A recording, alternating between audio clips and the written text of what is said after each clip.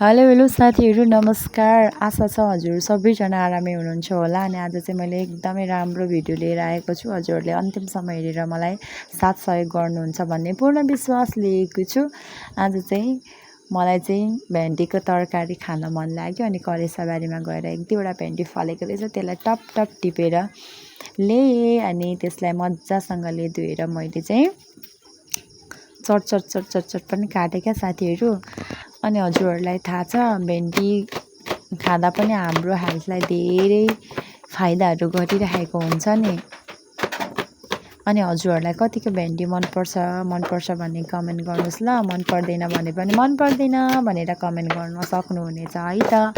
मैले चाहिँ एकदमै सिम्पल सादा तरिकाले चाहिँ भेन्डीको तरकारी पकाएँ। हजुरहरूलाई चाहिँ कस्तो तरिकाको भेन्डीको तरकारी मनपर्छ कमेन्ट गर्नुहोस् ल। Okay, thank you for watching. Bye bye साथीहरू।